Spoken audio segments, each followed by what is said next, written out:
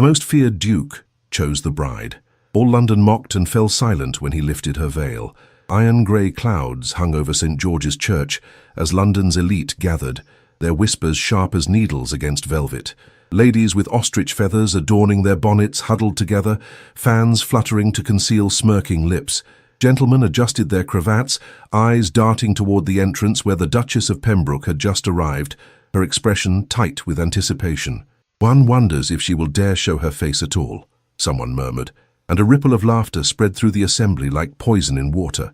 The cathedral's interior glowed with amber light from 100 candles, illuminating the polished pews where London's aristocracy sat in judgment.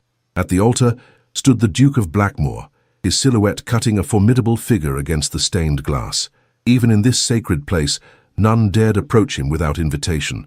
His reputation preceded him like a shadow. The man who had brought 3 earls to financial ruin with a single word, who had made a viscount weep in Parliament.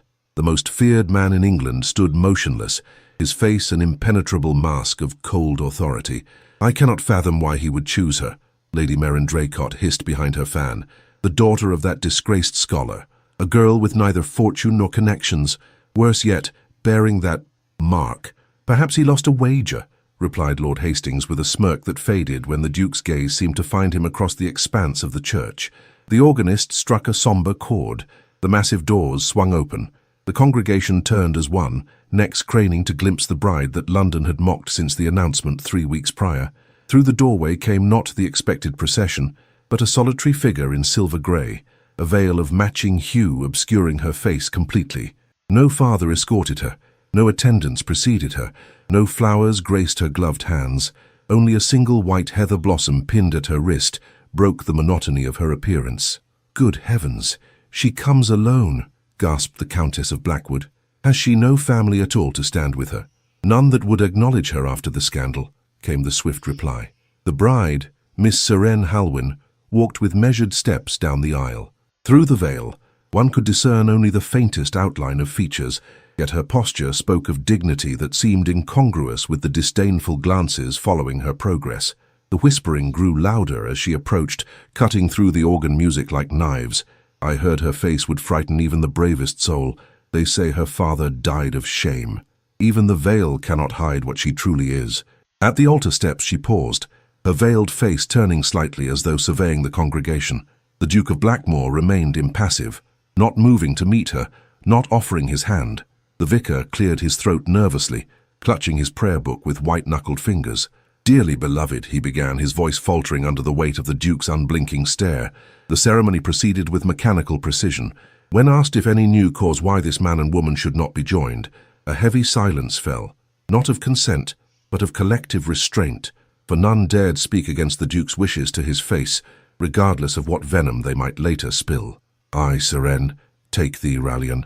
Her voice emerged from behind the veil, unexpectedly melodious and steady, betraying no tremor of fear before this man whom even lords approached with caution. When the Duke spoke his vows, the temperature in the church seemed to drop. His voice was deep and clear, each syllable carved from ice, devoid of warmth or tenderness. "I, Rallian, take thee, Serene." He spoke as though issuing a command rather than making a promise. "The ring," prompted the vicar. The Duke withdrew from his waistcoat pocket a band of platinum set with a single black diamond. He took the bride's gloved hand with clinical detachment. A collective breath was drawn as the congregation leaned forward, wondering if he would lift the veil for the customary kiss. But the Duke merely placed the ring upon her finger and stepped back, leaving the veil untouched. "What manner of marriage begins without the groom seeing his bride's face?" Lord Pembroke whispered to his companion. "Perhaps he knows what lies beneath and cannot bear the sight," came the reply. Outside, raindrops began to patter against the stained glass, casting shifting shadows across the stone floor as the final prayers were uttered. The new Duchess of Blackmore stood motionless beside her husband, the veil stirring slightly with her breath, the only indication that a living woman resided within its confines. "I present to you the Duke and Duchess of Blackmore," the vicar announced. No cheers greeted this pronouncement, only the rustle of expensive fabrics as the congregation rose. The Duke offered his arm to his bride with the same detached courtesy one might extend to a stranger at a formal ball. Together they processed back down the aisle, the veiled Duchess maintaining a perfect distance, close enough to be proper, yet not so near as to suggest intimacy. As they passed, Lady Merrin raised her lorgnette. "Mark my words," she said loudly enough for those nearby to hear. "That veil shall become her prison, for what husband could bear to look upon such a face by choice?" The Duke's step faltered, almost imperceptibly. The Duchess's hand tightened upon his arm, yet neither turned, neither acknowledged the barb. They continued their procession with regal dignity as rain began to fall in earnest outside, drumming against the church roof like impatient fingers. The Blackmore carriage cut through London's rain-slick streets, its black lacquered sides gleaming under the occasional gaslight. Inside, silence reigned as profound as that in a tomb. The newlyweds sat opposite one another, the Duke staring out at the passing cityscape, while his bride remained perfectly still, hands folded upon her lap. The veil hung undisturbed, offering no glimpse of her expression beneath. When at last the Duke spoke, his voice was measured, each word precise as a surgeon's knife. "You conducted yourself with appropriate dignity. I am not displeased." From behind the veil came a soft response. "Your approval brings comfort, Your Grace. I have certain expectations for our arrangement," he continued, his gaze still fixed upon the rain-streaked window. "You will maintain the veil in public at all times. You will speak only when addressed directly. You will not entertain visitors without my express permission. Is this understood?" "As you wish, Your Grace." No inflection colored her tone, giving no indication whether these commands brought relief or distress. The carriage wheels splashed through a puddle, sending a spray of water against the window. "There will be a ball at Ironvale House in 1 week's time," the Duke said after a protracted silence. "The Ton expects to see my new Duchess. You will attend veiled and remain by my side throughout the evening. If I might inquire, Your Grace," she hesitated, then continued with cautious precision, "would it not provoke greater speculation if I remain veiled indefinitely? The Ton feeds on mystery like ravens on carrion." The Duke's head turned sharply, his pale eyes narrowing as they fixed upon the veiled figure opposite him. "Would you prefer I parade you before their cruel scrutiny? Have you not endured sufficient mockery already, Miss Halwyn?" "Duchess of Blackmore," she corrected gently. "And I have found that what is seen, however briefly, loses its power to terrify. Imagination breeds crueler monsters than reality." The carriage lurched as it turned onto the long drive leading to Ironvale House, the Duke's London residence. Rain pattered more heavily now, drumming against the roof like impatient fingers. "You speak of cruelty as though you were its student rather than its victim." "I have been both, Your Grace. As have you, I suspect." His gloved hands tightened upon his walking stick. "You presume much for a woman who owes her salvation to my charity. Forgive me, but I understood our arrangement to be one of mutual convenience, not charity." Her voice remained gentle yet unyielding as steel wrapped in silk. "You required a wife who would not intrude upon your solitude. I required protection from poverty and persecution. A fair exchange, I believed." The carriage came to a halt before the imposing facade of Ironvale House, a Gothic masterpiece of dark stone and intricate ironwork. Footmen rushed forward with umbrellas as the driver opened the carriage door. The Duke descended first, then turned, offering his hand to assist his bride. As she stepped down, the hem of her gown brushed against a puddle, darkening the silver-grey fabric. A footman gasped softly, then averted his eyes when the Duke's cold gaze fell upon him. "Welcome to your new home, Duchess," the Duke said, his tone betraying neither warmth nor hostility as they proceeded up the steps to the grand entrance. The doors swung open to reveal a solemn-faced butler and a line of servants, each with eyes carefully lowered in deference. "Your Grace," the butler intoned, bowing deeply, "may I present the staff of Ironvale House?" The Duke strode past without acknowledgement, but the veiled Duchess paused. "I am pleased to make your acquaintance," she said, her voice carrying clearly in the marbled foyer. "I look forward to learning each of your names in due course." A murmur rippled through the assembled staff, surprise evident in their exchanged glances. The Duke had already reached the staircase, his back rigid with displeasure at this unexpected delay. "The Duchess will require tea in her chambers," he said without turning. "Mrs. Winters will show you to your quarters," he added, addressing his bride directly. "I have matters requiring my attention in the study. We shall dine at 8. With that, he ascended the stairs, leaving his veiled bride standing in the foyer, the gathered staff watching her with undisguised curiosity. From their ranks stepped forward an older woman with iron-grey hair pulled into a severe bun, her black dress immaculate, her posture rigid. "If you would follow me, Your Grace," Mrs. Winters said, curtsying with mechanical precision. "I have prepared the Duchess's suite in the East Wing as His Grace instructed." As they mounted the staircase, the housekeeper added in a lower voice, "Might I inquire if you require assistance with your veil, Your Grace?" "Not at present, Mrs. Winters, though I thank you for your consideration." The new Duchess paused on the landing, looking back at the assembled staff, who still stood watching her ascent. "Please inform them they may resume their duties. I have no desire to disrupt the household's rhythm on my first day." Mrs. Winters's eyebrows rose slightly, but she nodded and turned to dismiss the staff with a sharp gesture. As they dispersed, the Duchess continued to follow her guide through the maze-like corridors of Ironvale House. Portraits of stern-faced ancestors lined the walls, their eyes seeming to track the veiled figure as she passed. "His Grace has ordered a new wardrobe for you," Mrs. Winters said as they approached a set of double doors at the end of the corridor. "The modiste will attend you tomorrow for final fittings. Until then, I have taken the liberty of having your existing garments pressed and arranged." The slight hesitation before existing garments spoke volumes about the housekeeper's assessment of the new Duchess's modest trousseau. The veiled figure merely inclined her head in acknowledgement as Mrs. Winters opened the doors to reveal a suite decorated in shades of midnight blue and silver. "This will be most suitable, thank you," the Duchess said, moving to the window that overlooked the rain-soaked gardens below. A flash of lightning illuminated the grounds momentarily, revealing a maze of precisely trimmed hedges and stone statuary. "Will there be anything else, Your Grace?" Mrs. Winters asked, hovering near the doorway. The veiled figure turned from the window. "Only one question, if I may. How long have you served the Duke?" "Since his birth, Your Grace. I was his nurse before becoming housekeeper. Then you know him better than most, I imagine." Mrs. Winters's face remained impassive. "It is not my place to claim such knowledge, Your Grace." "Of course, forgive my presumption." The Duchess moved to the writing desk, running a gloved finger along its polished surface. "That will be all for now, Mrs. Winters. Thank you." Left alone in her new chambers, the Duchess of Blackmore finally raised her hands to the veil that had concealed her face throughout this momentous day. With deliberate slowness, she lifted it, revealing her features to the empty room and the storm-darkened skies beyond the window.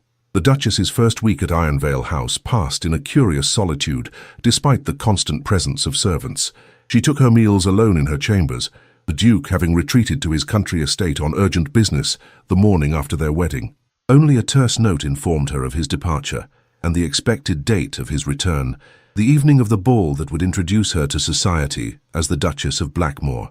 In his absence, Seren found herself at liberty to explore the vast house, always veiled when in the presence of others as he had commanded.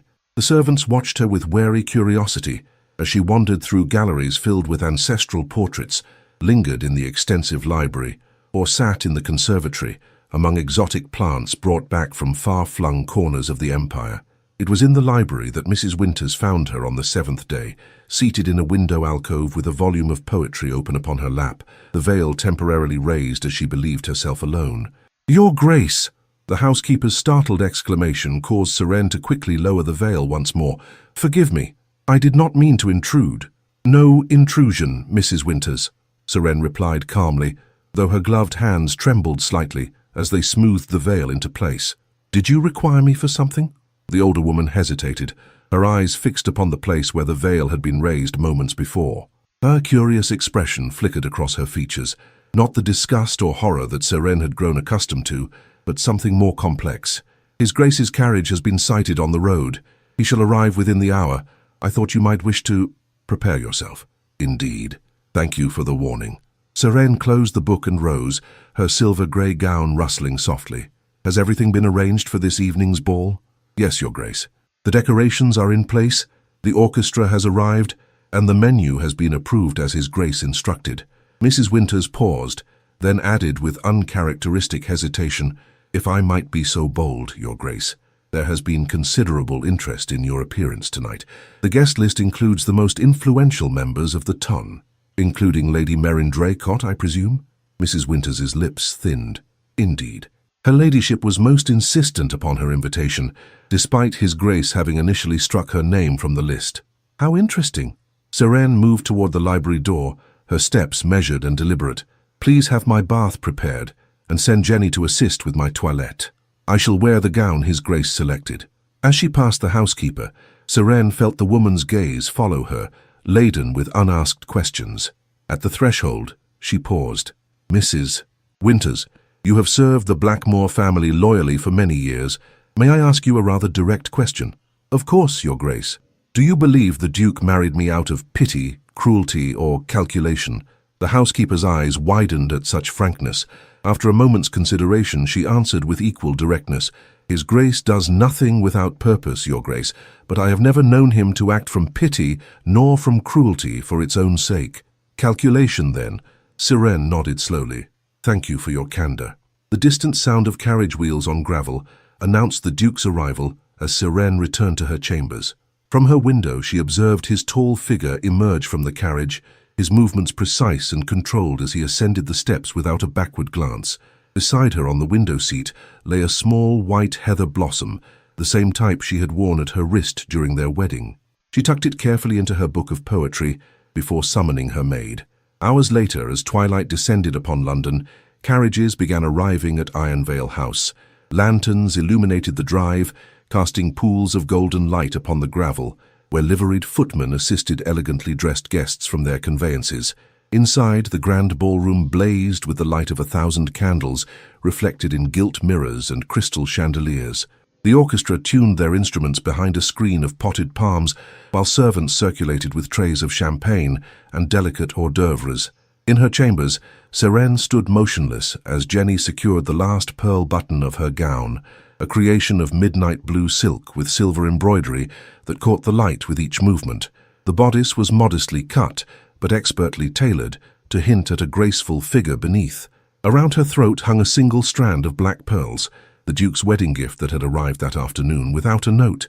"You look beautiful, Your Grace," Jenny whispered, her young face earnest in the mirror's reflection. "A pity none shall see," Seren replied without bitterness, reaching for the silver-grey veil that lay ready upon the dressing table. "But I thank you for your kind words, Jenny." A firm knock at the door announced the Duke's arrival. Jenny hastily secured the veil in place with pearl-tipped pins before curtsying deeply and scurrying from the room. The Duke entered without waiting for permission, resplendent in formal evening attire, his cravat secured with a black diamond pin that matched the ring he had placed upon Seren's finger a week prior.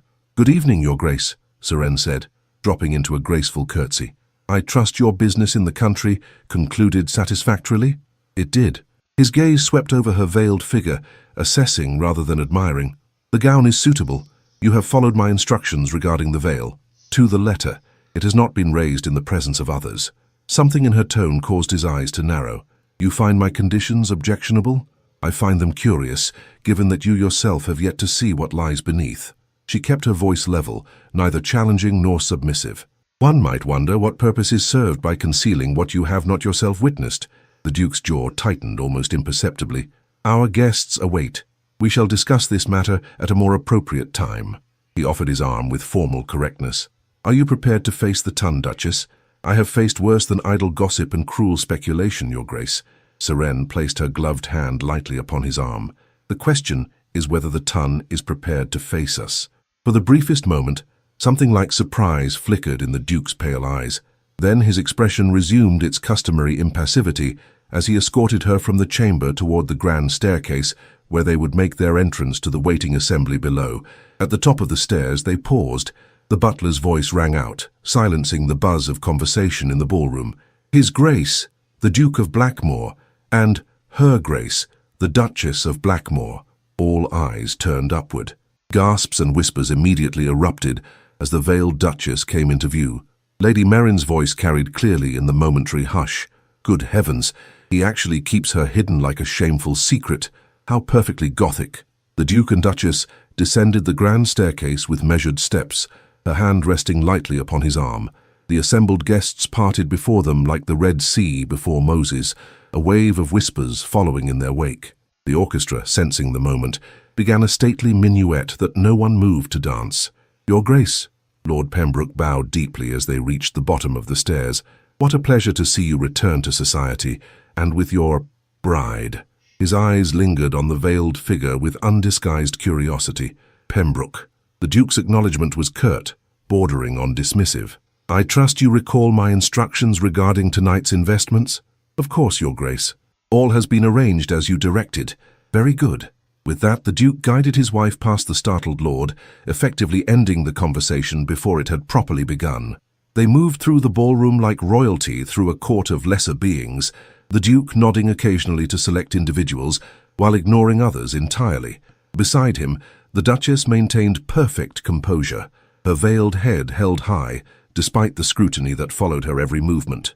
"Does she speak, I wonder, or merely follow where she is led?"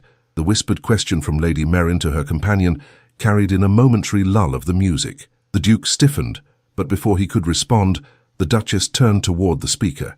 "I assure you, Lady Merrin, I am quite capable of speech when the occasion warrants. I simply find that listening often yields greater wisdom than constant prattle." A collective gasp rippled through the nearby guests. Lady Merrin's face flushed crimson beneath her rouge. "How dare you address me in such a manner? Blackmore, your wife requires instruction in proper etiquette." The Duke's expression remained impassive, but a muscle twitched in his jaw. "On the contrary, Lady Merrin, my wife has merely responded to an insult with admirable restraint. Were I to respond to your impudence, I assure you my words would prove far less gentle." Lady Merrin's companion tugged urgently at her sleeve, whispering something that caused her to retreat with a final venomous glare. The surrounding guests suddenly found great interest in their champagne glasses or the ceiling's architectural details, anywhere but the Duke's cold stare. "You defend me," the Duchess observed quietly, as they continued their circuit of the room. "How unexpected." "You are my wife," he replied, as though this explained everything. "Your honor is mine." "Is that all there is to it? A matter of property and possession?" Before he could answer, they were intercepted by the elderly Dowager Countess of Blackwood, who planted herself directly in their path, with the confidence of one who had seen too many seasons to fear social missteps. "Blackmore," she said, tapping her cane once upon the marble floor, "you've kept your bride hidden long enough. Introduce us properly." The Duke inclined his head with more respect than he had shown any other guest. "Countess, may I present my wife, Sirene, Duchess of Blackmore. My dear, the Dowager Countess of Blackwood, my godmother." "Your Grace." Sirene curtsied gracefully. The Dowager studied the veiled figure with sharp eyes. "Well, at least she has proper posture. Come, child, walk with me. I wish to speak with you without this wolf of a godson hovering." For a moment, the Duke appeared ready to object, but the Dowager's expression brooked no argument. With visible reluctance, he released his wife's arm. "I shall await you by the terrace doors, Duchess." As he strode away, the Dowager guided Sirene toward a quiet alcove, partially screened by potted palms. "Now then," she said, settling onto a small settee and gesturing for Sirene to join her. "Tell me how you come to be married to the most disagreeable man in London." "I find him less disagreeable than most, Your Grace," Sirene replied diplomatically. The Dowager snorted. "Diplomatic, aren't you? I shall be blunt then. The Tun says he married you out of perversity to shock society. Others claim he needed a wife who would not interfere with his private pursuits. And what do you believe, Your Grace?" "I believe Raelian Vale does nothing without purpose." The Dowager leaned forward, lowering her voice. "I also believe there is more to you than meets the eye, or rather more than the eye is permitted to meet. That veil intrigues me. His Grace prefers I remain veiled in public. His Grace prefers control in all things." The Dowager's shrewd gaze seemed to penetrate the veil between them. "Yet here you stand, married to the most feared man in England. Either you are a victim or a strategist of considerable skill. Perhaps I'm simply a woman who recognized a mutually beneficial arrangement when it was offered." The Dowager's wrinkled face split into a delighted grin. "Oh, I do like you. You're wasted on him, you know. You should have married my grandson." "Is your grandson the most feared duke in England?" "No, merely the most dissolute viscount in Yorkshire," the Dowager replied with a cackle, "but considerably more charming." "I find I have little use for charm, Your Grace. It rarely lasts beyond the first frost." The Dowager's laughter drew curious glances from nearby guests. "Well said, child. Now tell me—" She broke off as the music suddenly ceased, and a commotion arose near the ballroom's entrance. "What now?" A footman hurried to the Duke, who still stood by the terrace doors, and whispered urgently in his ear. The Duke's expression darkened as he strode purposefully toward the entrance hall, his bearing rigid with controlled anger. "It appears something unexpected has occurred," Sirene observed, rising from the settee. "In my experience, unexpected rarely means pleasant," the Dowager replied, using her cane to lever herself upright. "Let us investigate before the gossips twist the tale beyond recognition." They made their way toward the entrance hall, where a growing crowd had gathered. Through a gap in the throng, Seren glimpsed her husband confronting a disheveled man whose once fine clothing bore the stains of travel and hard living. "You were not invited, sir," the Duke's voice cut like a blade. "Remove yourself before I have you thrown out. Is that any way to greet your brother-in-law, Your Grace?" The man's voice carried a slurred edge that suggested he had fortified himself with spirits before this confrontation. "Especially when I've come such a long way to meet your mysterious bride." A murmur rippled through the assembled guests. Seren felt her heart contract painfully within her chest. The man swayed slightly on his feet, his unsteady gaze sweeping the crowd until it found her veiled figure. "There she is!" He pointed a trembling finger. "My little sister, hidden away like damaged goods." He lunged forward suddenly, surprisingly quick despite his inebriated state. "Let's show these fine folk what the mighty Duke of Blackmore has taken to wife, shall we?" Before anyone could react, he reached for Seren's veil. The Duke moved with astonishing speed, seizing the man's wrist in an iron grip mere inches from the silver-grey fabric. "Touch her," the Duke said, his voice deadly quiet, "and it will be the last act of your miserable life." The entrance hall fell silent as the guests watched the tableau before them, the Duke gripping the intruder's wrist with such force that the man's fingers had begun to whiten, the veiled Duchess standing perfectly still, the Dowager Countess observing with narrowed eyes. For a heartbeat no one moved. Then the intruder laughed, a harsh sound devoid of humor. "Such chivalry, Your Grace. One might almost believe you married my sister for love, rather than other considerations." The Duke's grip tightened further, causing the man to wince. "Mr. Halwyn, you forget yourself. You are trespassing in my home and insulting my wife. Either of these alone would justify having you removed. Together they test the limits of my forbearance." "Tobias." The Duchess's voice emerged from behind her veil, soft yet carrying clearly in the hushed hall. "You are unwell. This is neither the time nor the place for a reunion." The man, Tobias Halwyn, attempted a mocking bow despite the Duke's iron hold. "Unwell, is that what we're calling it now, sister? Not disgraced, not disinherited, merely unwell. Gentlemen." The Dowager Countess rapped her cane sharply against the marble floor. "This spectacle has entertained the gossips quite sufficiently. Blackmore, I suggest you continue this discussion in your study, away from these vultures." The Duke released Tobias's wrist with a slight shove that caused the inebriated man to stagger. "Indeed, Countess." His gaze swept over the assembled guests with glacial contempt. "The orchestra will resume. Anyone remaining in this hall when the next measure begins will no longer be welcome in my home." The crowd dispersed with remarkable alacrity, though many cast lingering glances over their shoulders as they retreated toward the ballroom. The music swelled again, deliberately loud and cheerful, as though to drown any further disturbance. "Winters," the Duke addressed his housekeeper, who had materialized at his elbow. "Escort Mr. Halwyn to my study. Ensure he remains there until I arrive." "Yes, Your Grace." Mrs. Winters gestured for 2 footmen to flank Tobias, who allowed himself to be led away with surprising docility, his momentary fire seemingly extinguished. When they had gone, the Duke turned to his wife. "You did not inform me you had a brother. You did not ask about my family, Your Grace." Her voice remained even, betraying nothing of her emotions behind the concealing veil. "In truth, Tobias and I have been estranged since our father's death 3 years ago. I did not expect to see him again. Yet here he is, disrupting my ball and making accusations of what, precisely?" The Duke's eyes had grown cold again, calculating. "What other considerations might he believe motivated our marriage?" The Dowager Countess cleared her throat pointedly.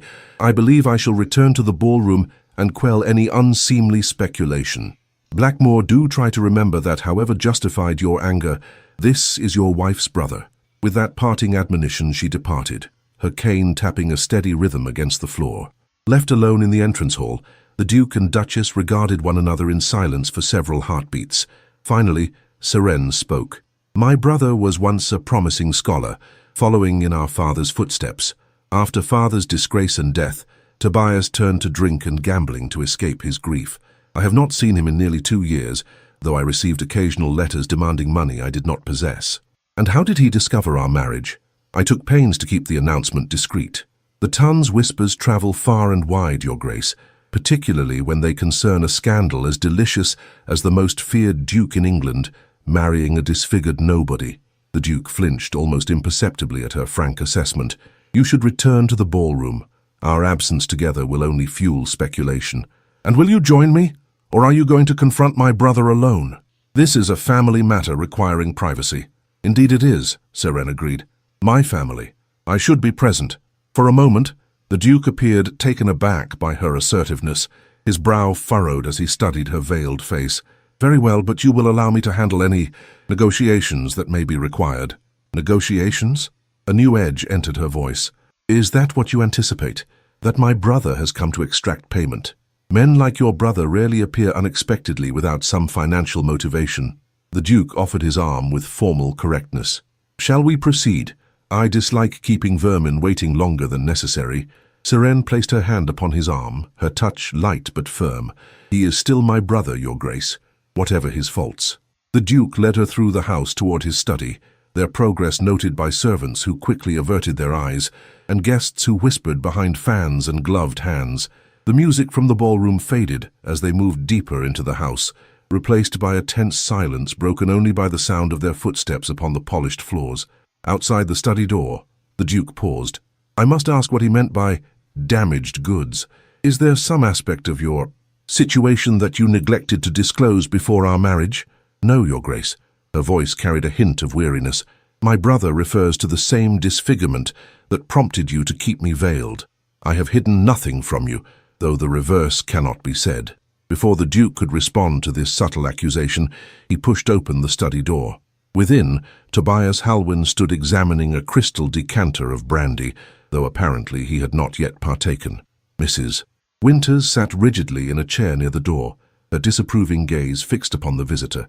You may go, Mrs. Winters, the Duke said.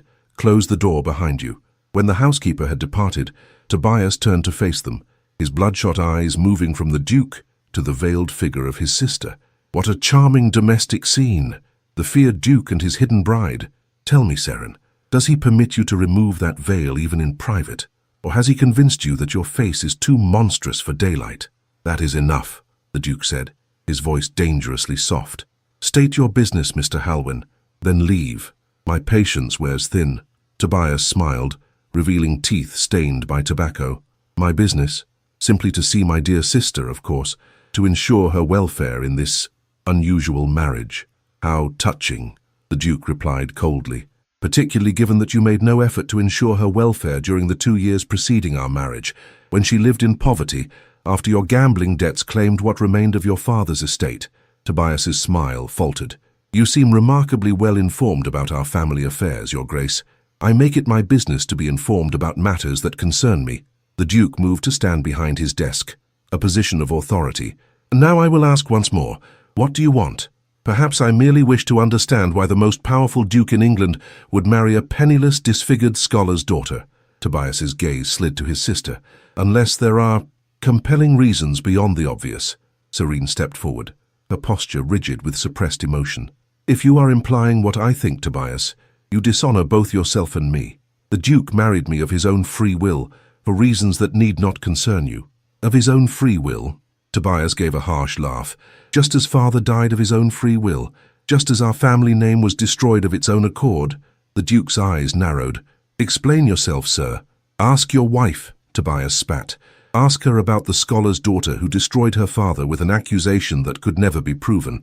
Ask her about the night of the fire that claimed not only our family home, but also her once celebrated beauty. The study seemed to grow colder as Tobias's words hung in the air. The Duke's gaze shifted to his veiled wife, who stood motionless, her hands clasped tightly before her. I see my sister has been selective in what she has shared with you, your grace. Tobias moved toward the brandy decanter, helping himself to a generous pour without requesting permission. Our father was ruined not by academic rivals, as she may have claimed, but by his own daughter's testimony. You speak of matters you do not understand. Seren's voice emerged with surprising steadiness. And you dishonor father's memory with these half-truths. Half-truths? Tobias downed the brandy in a single swallow, then slammed the crystal glass upon the desk. Tell him then. Tell your husband how you testified against our father before the university board. Tell him how you claimed impropriety where there was only scholarship. The Duke raised a hand, silencing further outburst. Whatever grievances lie between you and your sister, they do not justify your intrusion into my home or your disruption of my ball. If you have come seeking financial assistance, name your price for your permanent departure from England. I will consider it. Tobias's bloodshot eyes widened, then narrowed calculatingly. How generous, Your Grace, and how eager you seem to be rid of your bride's only living relative. One might almost suspect you fear what family secrets I might reveal. I fear nothing from you, the Duke replied with deadly calm, but I do grow weary of your insinuations. Name your price or leave empty-handed. £5,000 would ease my journey considerably, an absurd sum for so little value. The Duke moved to a writing desk in the corner, withdrew a sheet of paper and began to write. I will give you £1,000, payable through my solicitor in monthly instalments of £50, contingent upon your residence remaining at least 100 miles from London. He signed the document with a flourish, then sprinkled sand over the wet ink. Additionally, you will sign a document renouncing any future claims upon me or the Duchess. Tobias's face flushed with anger. You insult me, sir.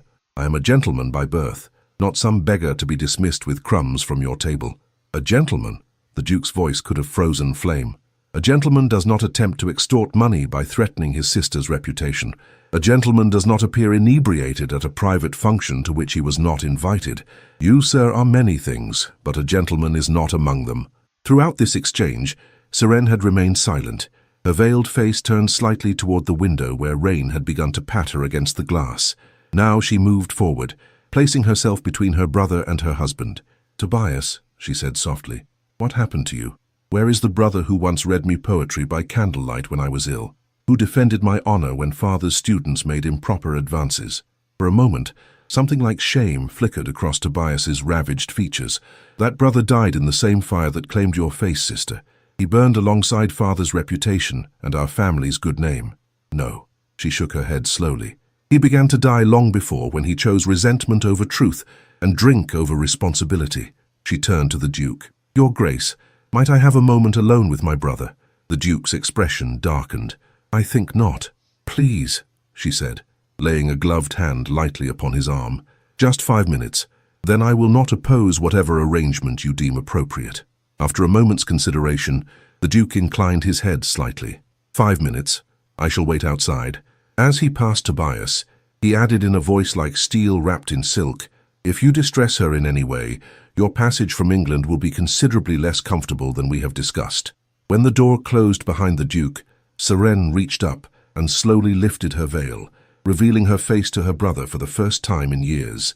Tobias inhaled sharply, his eyes widening as they traced the silvery scar that ran from her temple across her cheek to the corner of her mouth, pulling it slightly askew. It healed better than the doctors expected, she said quietly, though I believe that Tun's imagination has conjured something far more grotesque. Tobias looked away, unable to meet her gaze. Why did you marry him, Seren? A man with his reputation. There must have been other options. What options, Tobias? After you gambled away what remained of our inheritance, after every respectable household in London closed its doors to Professor Halwyn's disgraced daughter, she moved to the window, watching raindrops trace paths down the glass. The Duke offered protection and a position that shields me from society's cruelest barbs. In return, I provide him with a wife who makes no emotional demands and asks no uncomfortable questions about his business affairs. A business arrangement, then? Tobias laughed bitterly.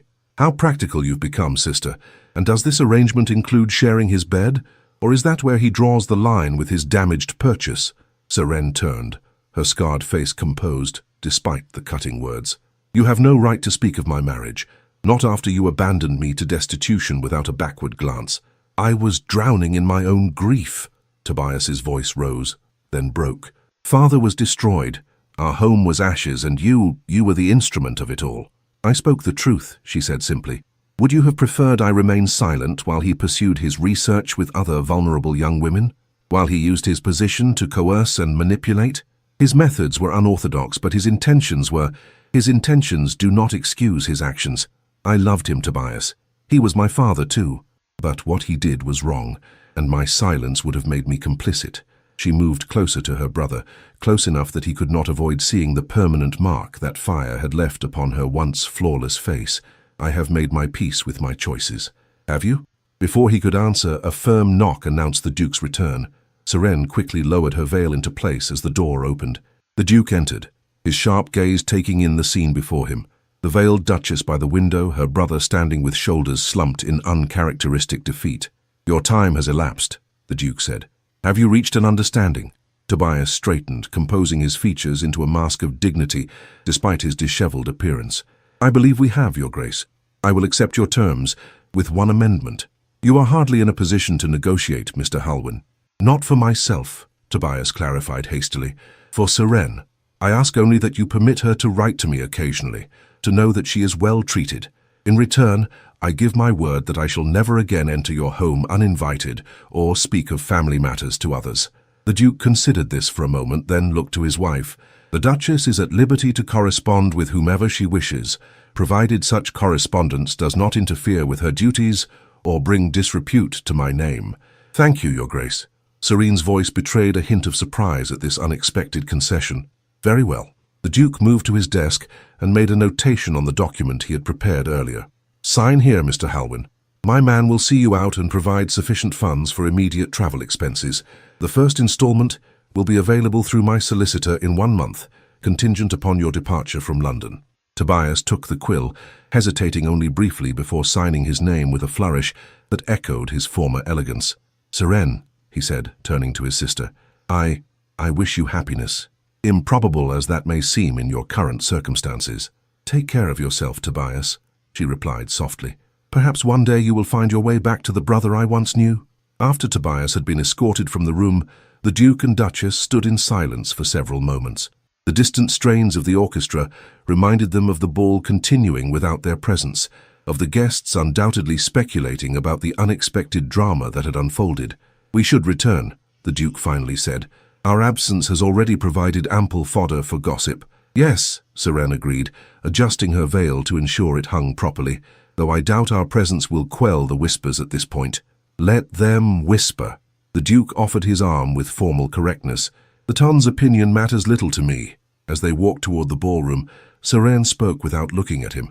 "You have questions about what my brother said, about my father and the fire." "Many," the Duke acknowledged, "but they can wait until we have fulfilled our social obligations. Tonight we present a united front to society. Tomorrow, perhaps, we may speak of truth between ourselves." They paused at the entrance to the ballroom, the glow of candlelight and the swell of music washing over them. The Duchess placed her hand lightly upon the Duke's arm, and together they stepped forward to face the curious stares and whispered speculation of London society. The remainder of the ball passed in a blur of forced smiles and careful conversation. The Duke and Duchess maintained an impeccable facade of unity, though keen observers might have noted the slight distance between them as they moved among their guests. By midnight, when the last carriage had departed down the lamplit drive, both were weary from the strain of social performance. "You should rest," the Duke said, as they stood in the now empty ballroom, servants already beginning the process of returning the house to order. "It has been an, eventful evening, indeed." Serene's hands fidgeted slightly with the edge of her veil. "Though I find I am rather too alert for sleep at present, perhaps some air might be beneficial." The Duke hesitated, then gestured toward the terrace doors. "The rain has ceased. A brief turn about the gardens would not be inappropriate if you wish for company." They walked in silence through the formal gardens, gravel crunching beneath their feet, the night air cool and damp with lingering moisture. Gas lamps along the paths cast pools of golden light, while shadows gathered beneath the carefully trimmed hedges and statuary. The scent of wet roses hung heavy in the air. When they reached a small stone pavilion at the garden's center, the Duke paused. "Your brother's appearance was unexpected. I apologize for any distress it may have caused you." "You need not apologize for Tobias's actions. They are his responsibility alone." Seren moved to the pavilion's edge, looking out across the moonlit garden. "Though I confess I am curious about your involvement in his departure, the terms seemed most efficiently arranged. I have found that clear financial incentives generally prove effective in such situations." The Duke remained standing at the pavilion's entrance, his posture rigidly correct. "Your brother struck me as a man who would respond predictably to monetary motivation. You have encountered similar situations before?" "Occasionally, though usually the importunate relatives appear after the marriage has been established, not during the introductory ball." A note of dry humor colored his voice, surprising her. "I should have warned you of his existence, at least." She turned to face him, the veil stirring slightly in the night breeze. though in truth I believed him to be in Edinburgh, possibly even abroad. We have not communicated since before my employment as a governess. The Duke stepped into the pavilion, his expression thoughtful in the dim light. Your brother mentioned several matters that require clarification if we are to proceed with our arrangement in good faith. You refer to my father's disgrace. It was not a question. Among other things, I was aware of Professor Halwyn's fall from academic grace, of course, though the particulars were kept remarkably quiet. Your brother implied your direct involvement. Serene's hands clasped tightly before her. Would you have me remove the veil for this conversation, Your Grace? It seems only fitting you should see my face as I explain how it came to be marked. The Duke considered her request, his pale eyes studying the veiled figure before him with an intensity she could feel even through the concealing fabric, if you wish it. With deliberate movements, Serene reached up and unpinned the veil, folding it carefully before setting it upon the stone bench. The moonlight and gas lamps illuminated her revealed face, heart-shaped, with delicate features marred by a silvery scar that ran from her right temple across her cheek to the corner of her mouth, pulling it slightly askew. The Duke's expression remained carefully neutral as he took in her appearance. The Tun's speculation has indeed been greatly exaggerated. Your injury, while noticeable, hardly justifies the ghoulish descriptions circulating through London drawing rooms. Disappointingly mundane, I fear. No monstrous disfigurement, merely the mark of survival. Her tone was light, though her eyes watched him carefully. How did it happen? Serene turned away slightly, her profile outlined against the night sky. My father was Professor Aldrich Halwyn, once acclaimed as the foremost authority on ancient religious practices. His research into certain pagan rituals had earned him both accolades and whispered concern over the years. She paused, collecting her thoughts. 3 years ago, I discovered that he had been using his position to experiment with young women, students, housemaids, even daughters of colleagues, rituals that crossed the boundaries of propriety and consent. When I confronted him, he dismissed my concerns as feminine hysteria, insisting that his academic pursuit justified any means necessary. And so you reported him to the university board. The Duke's voice was neutral, revealing nothing of his thoughts. I did. I had evidence, his journals, testimony from 2 victims who dared to speak. The board acted quickly but quietly.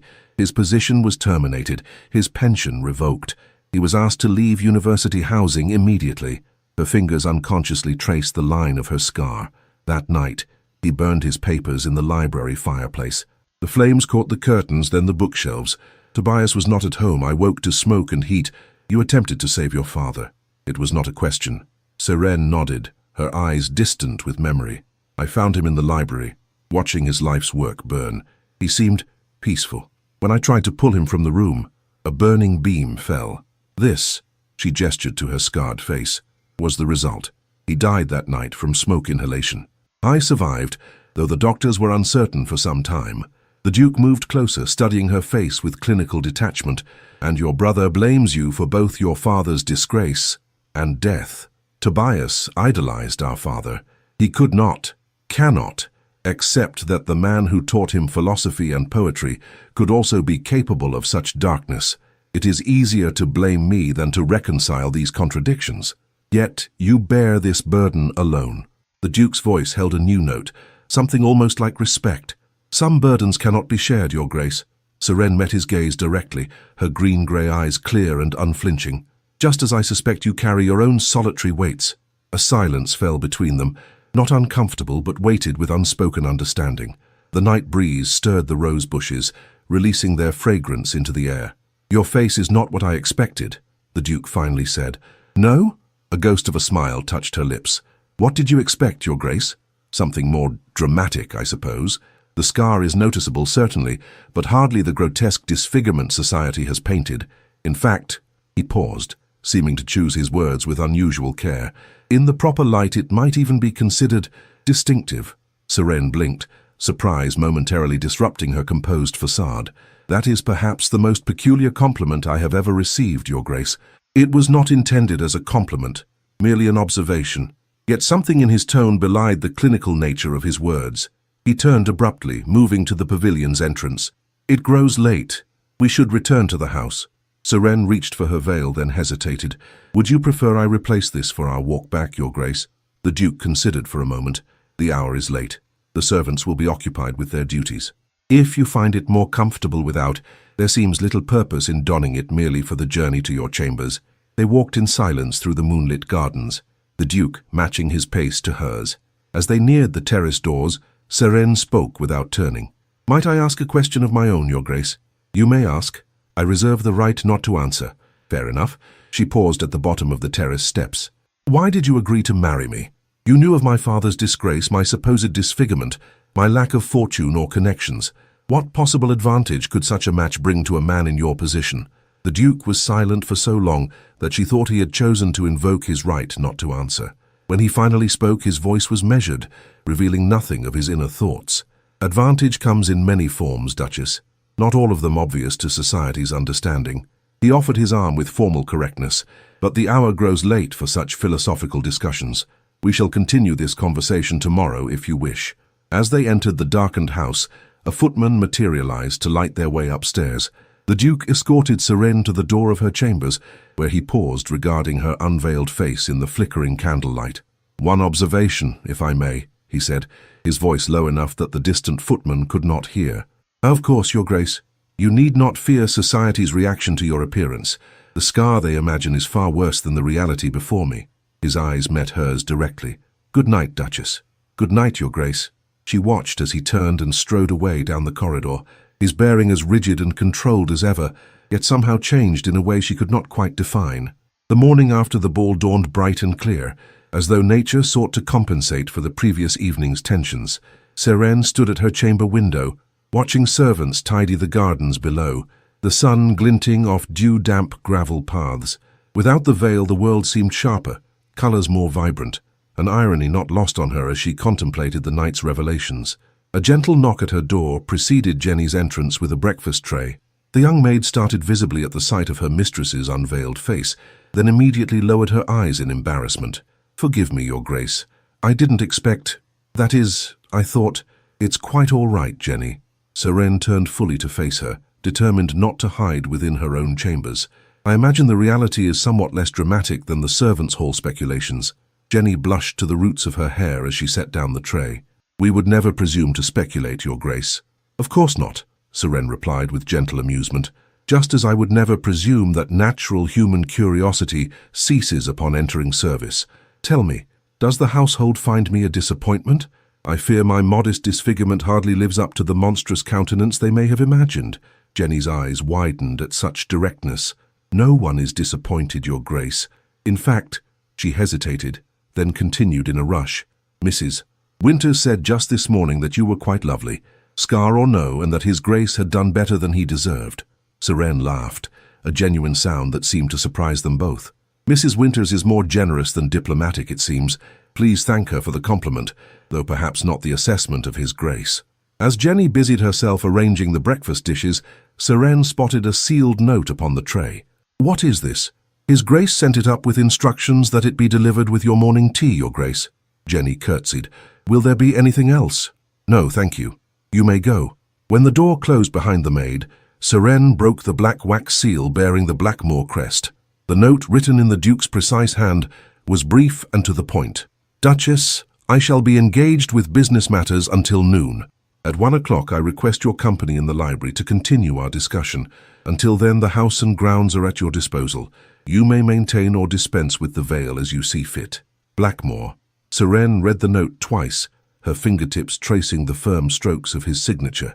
Such a simple thing, the freedom to choose whether to conceal her face, yet it represented a shift in their arrangement that she had not anticipated.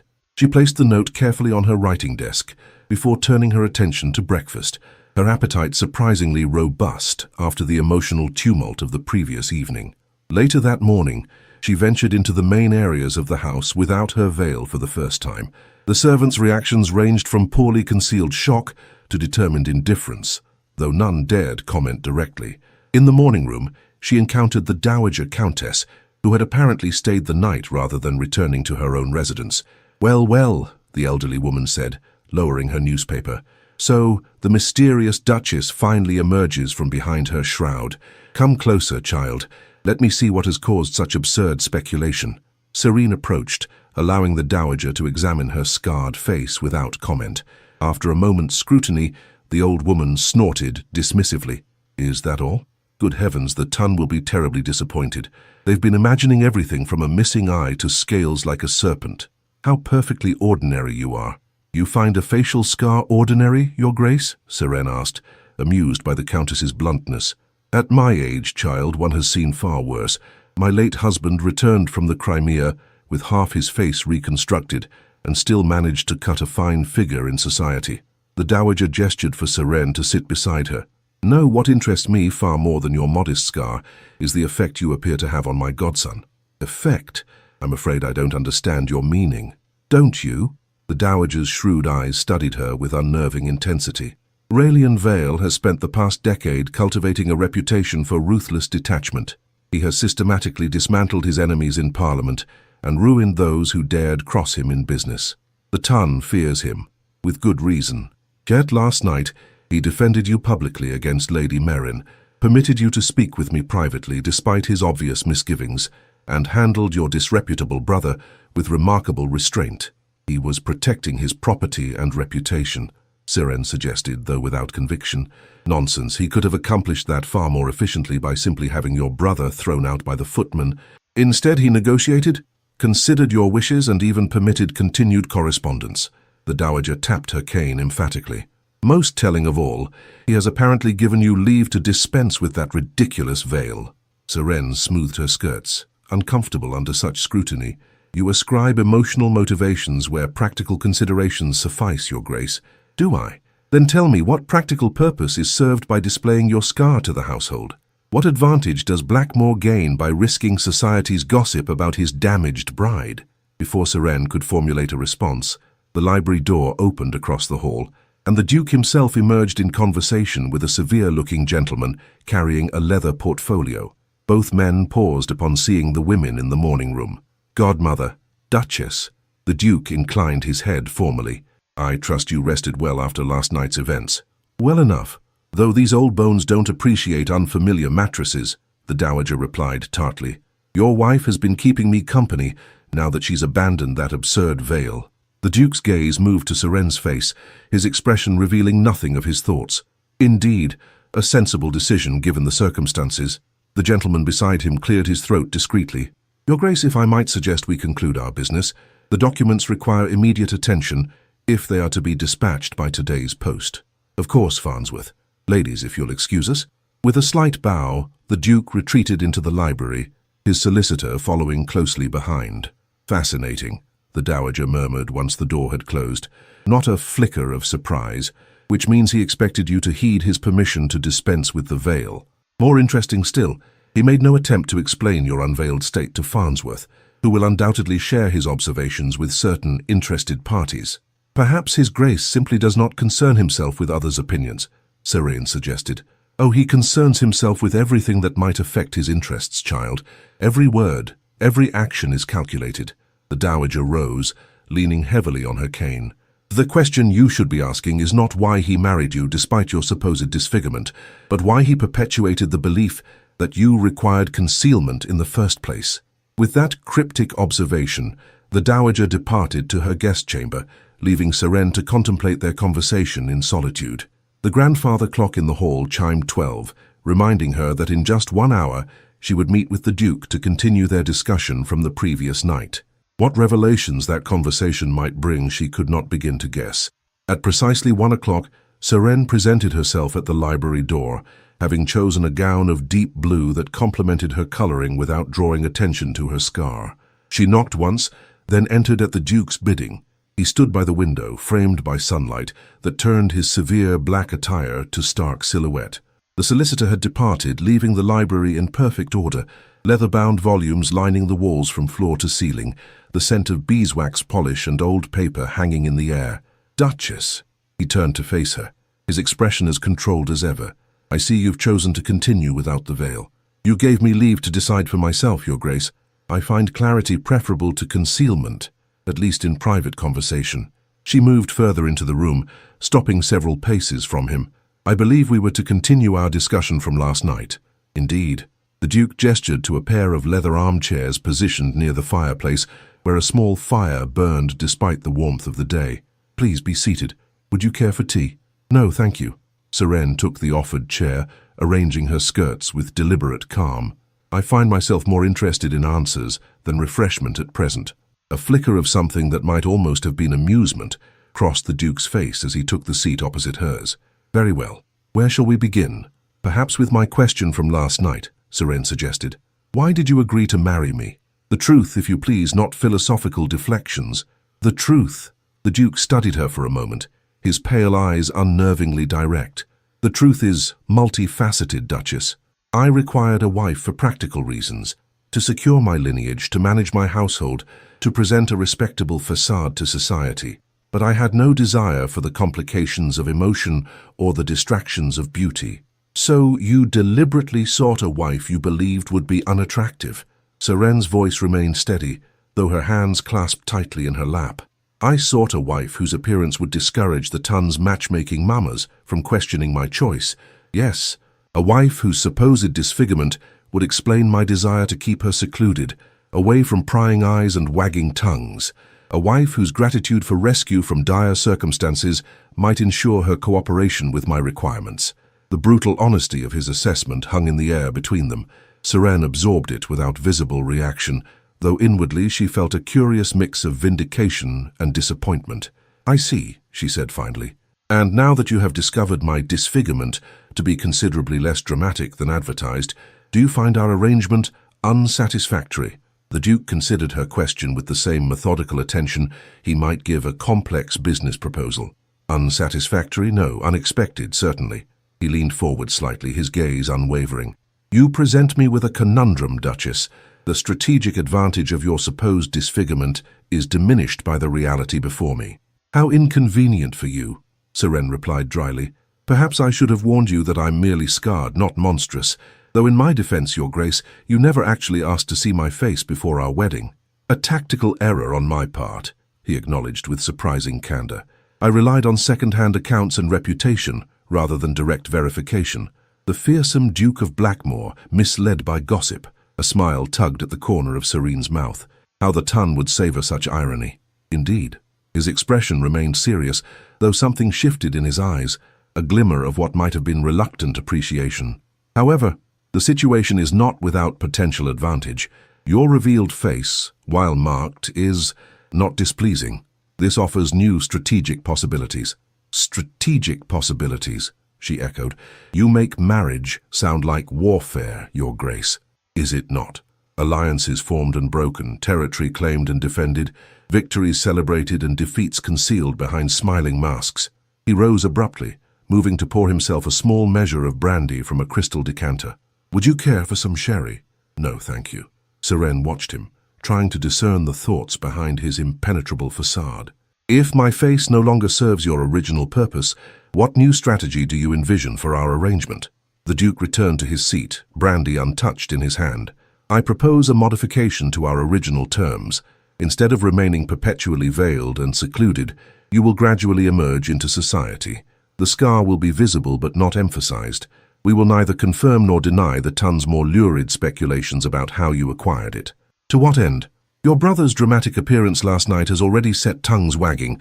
Rather than fight the tide of gossip, we shall direct it. He leaned forward, his voice taking on a rare intensity. Those who whispered that I married you out of perversity or peculiar preference will be confounded. Those who claimed I kept you veiled out of shame or disgust will be proven wrong. Instead, London will see that I chose a woman of character and dignity, whose physical imperfection is vastly outweighed by her composure and intelligence. Seren studied him, searching for the hidden purpose behind this unexpected change of course. You speak of presenting me to society as though unveiling a new acquisition, yet I sense there is more to this proposal than merely correcting public misconceptions. Perceptive, as always. He set the untouched brandy aside. I have enemies, Duchess, powerful men who would see me ruined if they could, men who have spent years searching for a weakness to exploit in my defenses. And I was to be that weakness, she concluded, the damaged bride, hidden away like a shameful secret, a point of vulnerability. Precisely. By selecting a wife rumored to be hideously disfigured, I expected to present an obvious target, one I could predict and control. But now, he gestured toward her face, the reality offers a different opportunity.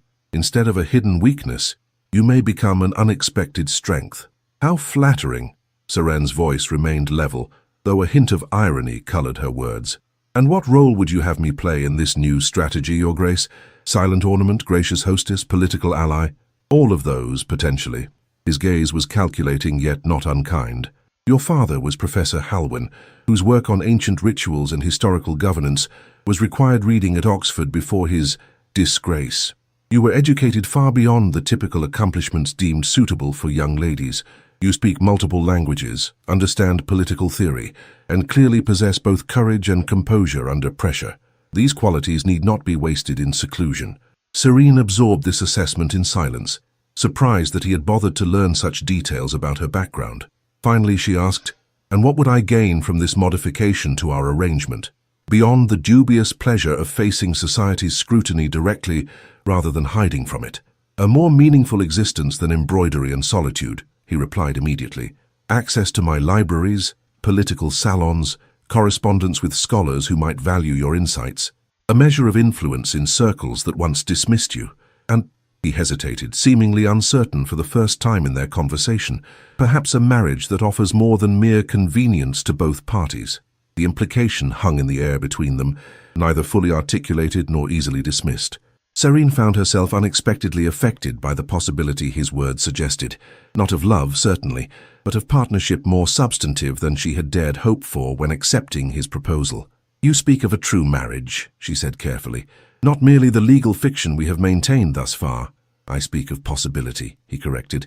"I make no promises beyond what I know I can fulfill, but I believe our arrangement might evolve in ways beneficial to both our interests, including the production of an heir, I presume." She met his gaze steadily, refusing to flinch from the most fundamental expectation of any ducal marriage. "Eventually, yes." His voice remained measured, betraying no emotion, "but that need not be our immediate concern." Seren rose and moved to the window, needing space to consider his proposal without the intensity of his gaze upon her. Outside, gardeners trimmed the formal hedges with mathematical precision, their methodical work a counterpoint to the tumult of her thoughts. "You have been honest with me, Your Grace, so I shall be equally candid." She turned to face him. "When I accepted your proposal, I expected a marriage in name only, protection and respectability in exchange for managing your household and preserving your solitude. I did not anticipate evolution." "Nor did I," he admitted. "Yet circumstances change. Strategies must adapt." Indeed, she studied him. This formidable man whose reputation for ruthlessness was matched only by his reputation for brilliant calculation. "Before I agree to this modified arrangement, I must know, what precipitated this change in strategy? Was it merely seeing my face and realizing its potential utility, or is there some other factor at play?" The Duke hesitated, and for a moment Seren thought he might evade the question. Instead, he answered with unexpected directness. "Last night, when your brother threatened to expose your past, you did not cower or plead. You stood your ground with quiet dignity. When we spoke in the garden pavilion, you shared painful truths without self-pity. And this morning you chose to face the household unveiled, despite years of hiding behind fabric and shadow." He rose, crossing the room to stand before her. "Courage impresses me, Duchess. It is rarer than beauty, and more valuable than accomplishment." The sincerity in his voice startled her. This was not the calculated flattery of a strategist, but something more genuine, an admission that seemed to surprise even him as the words left his mouth. "I see," she said softly. "Then perhaps we may indeed find a more advantageous arrangement than originally envisioned." "Then you agree to my proposal, with one condition." She held his gaze steadily. "Complete honesty between us in private, at least. No more secrets, no hidden agendas. If we are to present a united front to society, we must know exactly where we stand with each other." The Duke considered this for a long moment. "Honesty is a dangerous commodity, Duchess, even between husband and wife. Nevertheless, it is my condition. Take it or leave our arrangement as it stands." A flicker of something like respect crossed his features. "Very well. Honesty it shall be, though you may come to regret demanding it." "I doubt that, Your Grace. I have lived with secrets and their consequences. I find truth, however painful, preferable to comfortable lies." "Then we are agreed." He extended his hand, a formal gesture sealing their new understanding. Seren placed her gloved hand in his, feeling the strength of his grip even through the fine kid leather. "Agreed." A knock at the library door interrupted the moment. "Mrs. Winters entered after the Duke's acknowledgement, her impassive face revealing nothing of her thoughts at finding her mistress unveiled and in close conversation with her master. "Forgive the intrusion, Your Grace, but Lady Merrin Draycott has called and insists upon seeing the Duchess. I informed her that you were not receiving visitors today, but she is most persistent." The Duke and Duchess exchanged a glance of perfect understanding. "Show her to the blue drawing room," the Duke said. "The Duchess will receive her in 15 minutes. When Mrs. Winters had departed, the Duke turned to Seren with a raised eyebrow. "Your first test approaches rather sooner than anticipated. Lady Merrin undoubtedly comes to survey the aftermath of last night's drama and report back to her gossip-hungry circle." Seren's voice held more amusement than anxiety. "Shall we disappoint her with composure, Your Grace?" "Indeed." For the first time in their acquaintance, something very like a smile touched the Duke's lips. "But first, a strategic consideration. When we face society together, we should present a more unified appearance than formal correctness allows. What do you suggest?"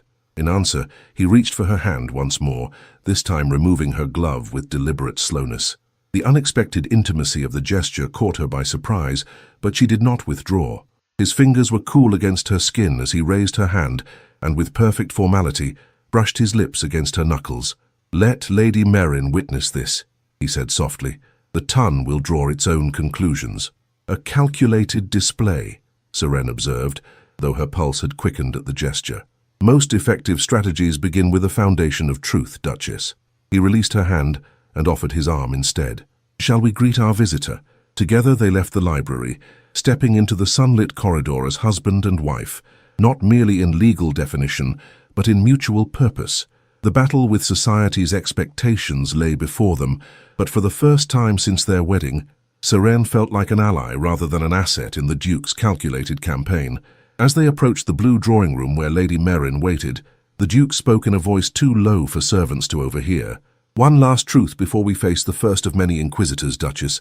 I am not displeased with how our arrangement has evolved thus far." "Nor am I, Your Grace," Seren replied with equal quietness. "Nor am I." Lady Merrin Draycott sat perched on the edge of a blue damask settee, her expression a carefully composed mask of polite concern that did nothing to disguise the avid curiosity in her eyes. She rose as the Duke and Duchess entered the drawing room, her gaze immediately fixing upon Seren's unveiled face with barely concealed shock. "Your Grace." Lady Merrin dipped into a perfect curtsy, though her eyes never left Seren's scar. "And, Your Grace, how kind of you to receive me without prior arrangement. I felt I simply must call to express my concern after the unfortunate disturbance at your ball last evening." "Most thoughtful," the Duke replied with glacial politeness, guiding Seren to a chair before taking a position standing behind it, one hand resting possessively on its carved back. "Though I'm surprised you could spare the time, given how many drawing rooms must be eager for your first-hand account of the proceedings." Lady Merrin's smile tightened. "You misunderstand me, Your Grace. I came not as a gossip, but as a friend. Such a distressing incident must have been particularly trying for the Duchess, being so new to society's ways." "How considerate," Seren replied, her voice mild. "Though I assure you, I am quite recovered from any distress the incident might have caused." Of course. Lady Merrin's gaze kept returning to Seren's scar with the morbid fascination of one who cannot look away from a carriage accident. "I must say, Your Grace, I am surprised to find you receiving visitors without your veil. The Ton had understood that your condition necessitated certain accommodations." "Did they indeed?" Seren smiled serenely. "How fascinating that my face should be the subject of such speculation. I wonder, Lady Merrin, does the Ton discuss your features with equal fervor in your absence?" Lady Merrin blanched. That is to say, one could hardly compare." "My wife," the Duke interjected smoothly, "has chosen to dispense with the veil that society's delicate sensibilities supposedly required. As you can see, their concerns were greatly exaggerated." "Quite." Lady Merrin struggled to regain her composure. "The scar is certainly less severe than rumored, almost distinguished in its way." "How generous of you to say so," Seren replied, "though I confess I find society's preoccupation with physical appearance rather tiresome. Surely there are matters of greater consequence worthy of discussion, the new trade agreements with Prussia, perhaps, or the educational reforms before Parliament." Lady Merrin blinked, clearly unprepared for such topics. "I leave such weighty matters to the gentlemen, naturally."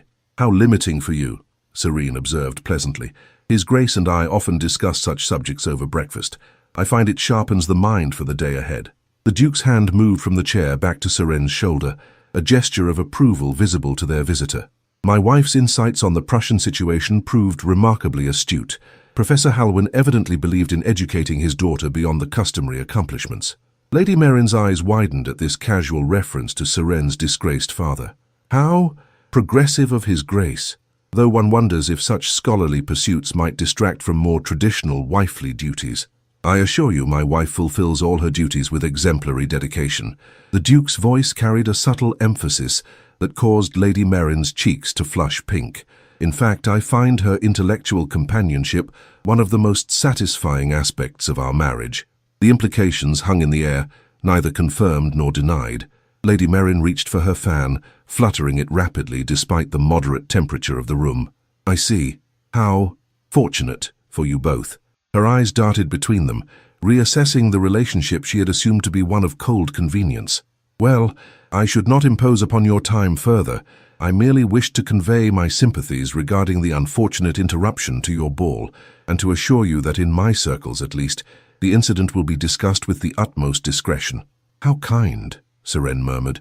Though His Grace and I find we have little concern for what is or is not discussed in your circles, Lady Merrin. The truth requires no defense, after all. Indeed, the Duke moved to pull the bell cord. Winters will show you out. Dismissed so abruptly, Lady Merrin had no choice but to rise, her dignity somewhat compromised by the haste with which she gathered her reticule and gloves. I look forward to seeing you both at the Pembrokes musical evening next week, she said, rallying her composure. I'm sure your appearance will be the talk of the season, Your Grace. No doubt. Serene rose as well, offering a polite smile that stopped well short of her eyes. Do give my regards to Lord Hastings. I understand he found our wedding ceremony particularly amusing. Lady Merrin's smile faltered as she realized her private comments at the church had not gone unnoticed. I shall, of course. Good day, Your Grace, Your Grace. With a final curtsy, she allowed Mrs. Winters to escort her from the room. When the door closed behind their visitor, Serene turned to the Duke with a raised eyebrow. Traditional wifely duties? A calculated implication, he replied, though a hint of colour had risen to his normally pale cheeks.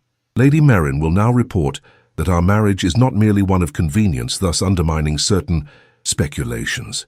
Speculations about your reasons for choosing a supposedly disfigured bride? Serene moved to the window, watching as Lady Merrin's carriage pulled away from the house. You realize she will now describe my scar in excruciating detail to anyone who will listen. Of course. And in doing so she will reveal that the Tun's ghoulish imaginings were vastly exaggerated. The Duke joined her at the window. By tomorrow, half of London will know that the Duchess of Blackmore bears a single scar that does little to diminish her otherwise pleasant appearance. By the end of the week, they will have moved on to fresher scandals. Is that all I am, then? A pleasant appearance marred by a single scar? There was no hurt in Serene's voice, merely curiosity. The Duke considered her for a long moment, his pale eyes unusually intent. No, you are a strategic alliance that has proven more valuable than anticipated.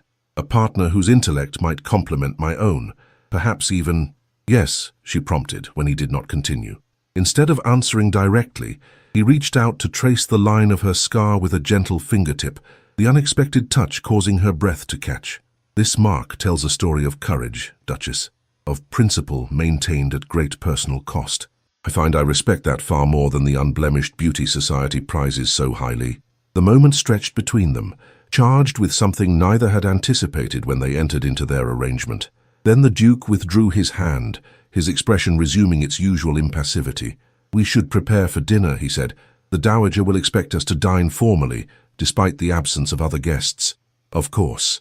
Serene stepped back, gathering her composure. Shall I wear the veil this evening, Your Grace? I think not.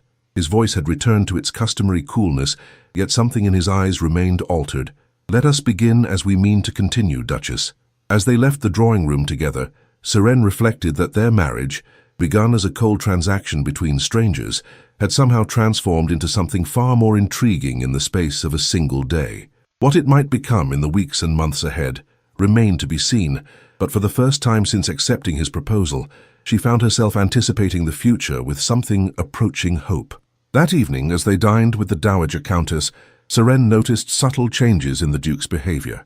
a closer attention to her comments, a willingness to draw her into conversation about political matters that would normally be considered outside a lady's purview, even an occasional glance that lingered longer than strict courtesy required.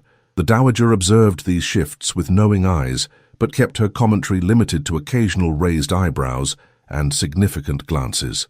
Only as she prepared to depart the following morning did she pull Serene aside for a private word.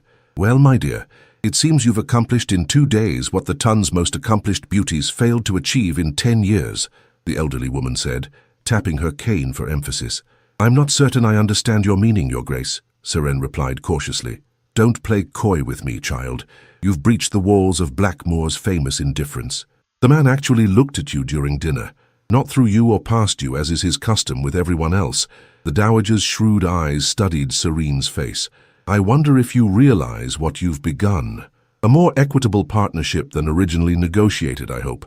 The dowager snorted. "Partnership? Is that what young people call it these days? Very well, if you insist on such prosaic terminology.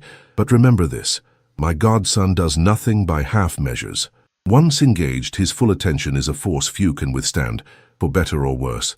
I am not afraid of the Duke's attention, Your Grace." "No, I don't believe you are." The dowager patted Serene's cheek with surprising gentleness.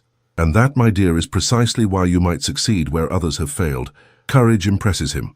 Always has since he was a boy." As the dowager's carriage pulled away later that morning, Serene stood on the front steps beside her husband, contemplating this new phase of their arrangement. The veil that had concealed her face at their wedding now lay folded in a drawer, perhaps never to be worn again.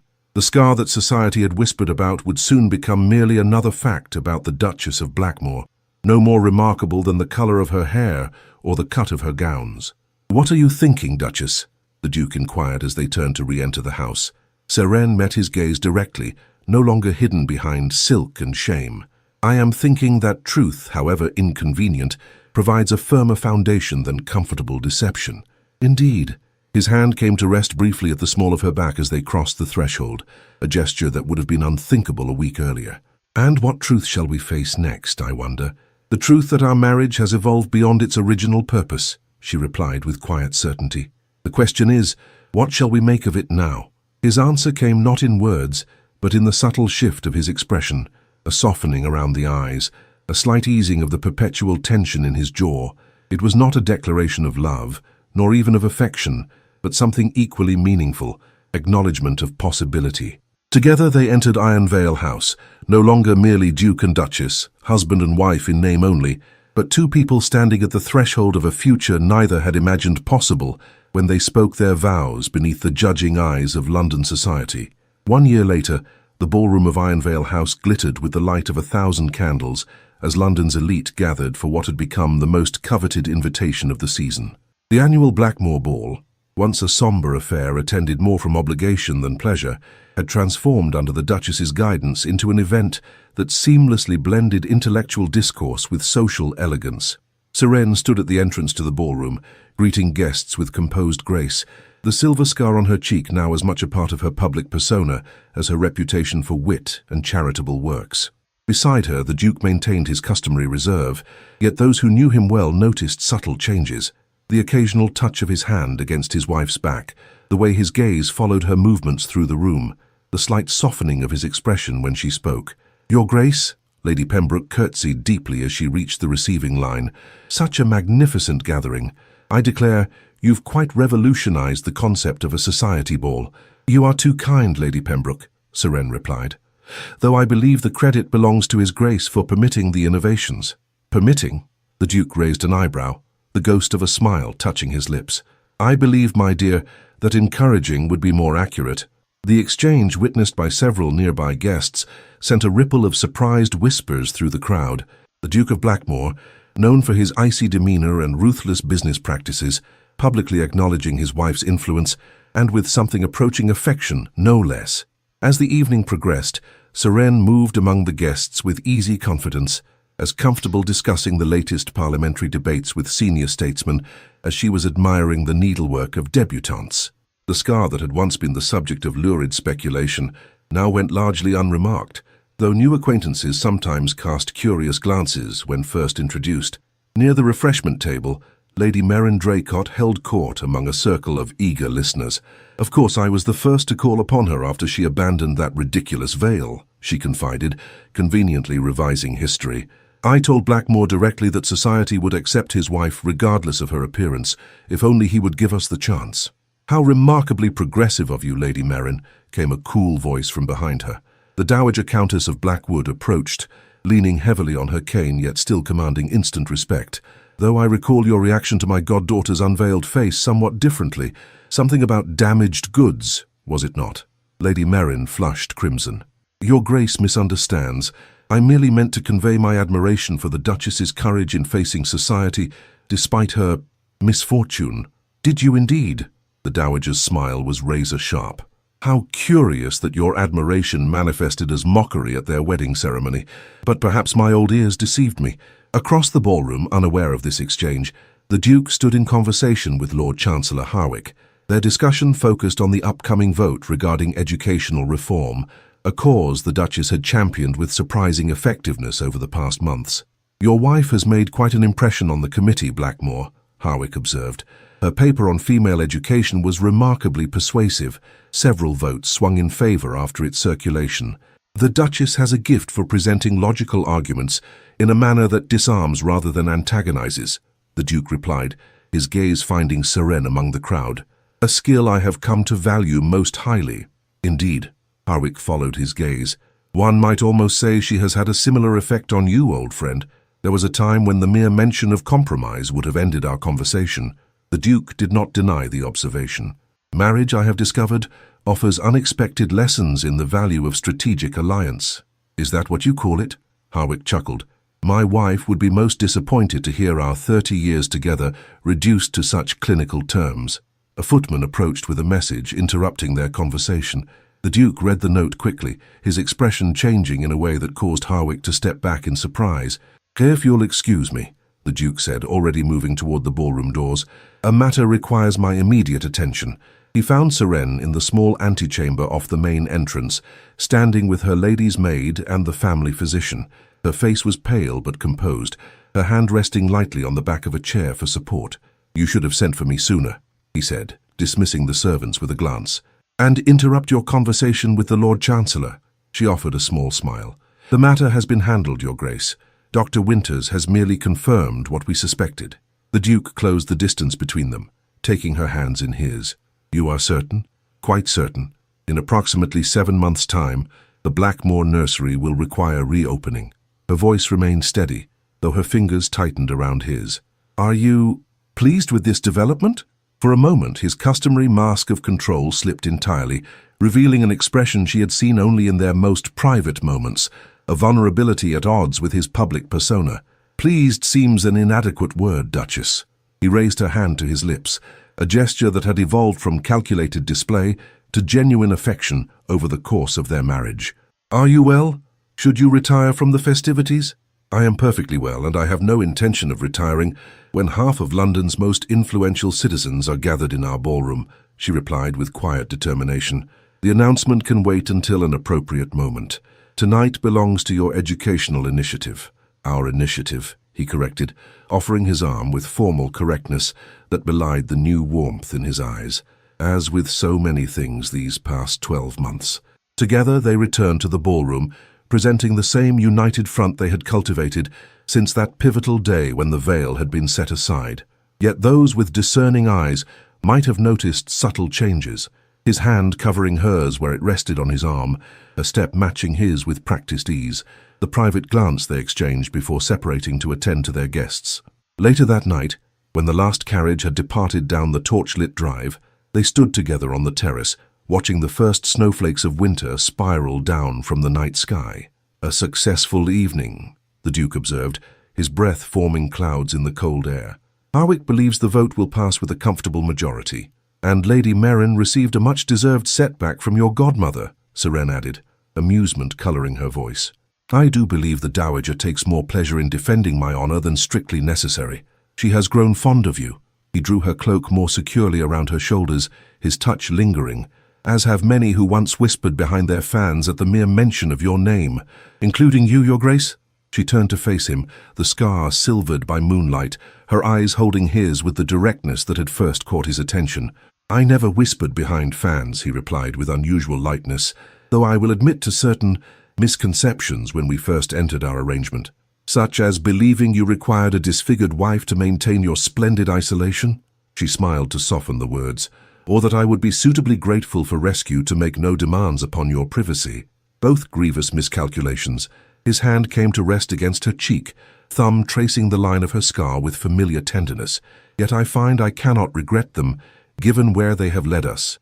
A year ago, such an admission would have been unthinkable from the most feared duke in England. A year ago, Seren would have flinched from any touch that drew attention to her marred face. Now she leaned into his caress with the confidence of a woman who knew her worth extended far beyond physical appearance. "Where indeed?" she murmured. "From a marriage of convenience to a partnership I value above all others," he completed. "And soon, to a family I never expected to desire." Snow continued to fall around them, transforming the formal gardens into a landscape of pristine white. Inside Ironvale House, servants extinguished the ballroom candles one by one, their light fading as a new day approached. The Duke of Blackmore, once feared throughout London for his ruthless detachment, drew his wife closer against the winter chill. The Duchess of Blackmore, once mocked for a scar that society had never truly seen, rested her head against his shoulder with the ease of hard-won intimacy. Together they stood in comfortable silence, no longer merely playing parts in a strategic arrangement, but building something neither had dared hope for when they spoke their vows beneath the judgmental eyes of London society. A marriage not merely of convenience or calculation, but of genuine respect, deepening affection and mutual understanding. The veil that had once concealed Seren's face now lay folded in a drawer, a relic of the past. The fear that had once governed the Duke's every decision had gradually yielded to something more complex and rewarding, and the whispers that had once followed them through London's drawing rooms had transformed from cruel mockery to reluctant admiration.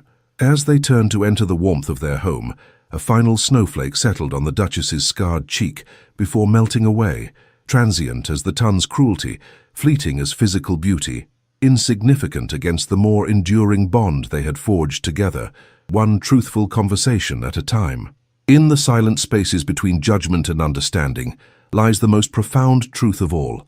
That which society mocks often conceals the greatest worth, and the scars we bear are not disfigurements, but testimonies to our courage. The Duke and Seren's journey reminds us that true beauty emerges not from flawless appearances, but from the integrity with which we face our deepest wounds. Their story whispers to us that the most meaningful connections form not when we hide behind veils of pretense, but when we dare to stand revealed, imperfections and all. Perhaps in our own lives, the path to genuine intimacy begins with the willingness to be seen, not as the perfect beings we pretend to be, but as the scarred yet resilient souls we truly are. For it is not in concealment, but in honest revelation that we find not merely acceptance, but the profound dignity of being truly known and, despite everything, chosen. Did this tale of hidden scars and unexpected love touch your heart? If you found yourself captivated by the Duke and Duchess of Blackmore's journey from cold arrangement to genuine affection, please subscribe to our channel for more emotional Victorian romances that explore the healing power of love against society's harshest judgments. Leave a comment sharing which moment moved you most. Was it when the veil finally fell, or perhaps that tender gesture on the snowy terrace? Your thoughts help us create more stories that speak to the courage required to love beyond appearances. Subscribe now and join our community of romance enthusiasts who believe that every scar tells a story worth hearing, and every heart, however guarded, deserves to be understood.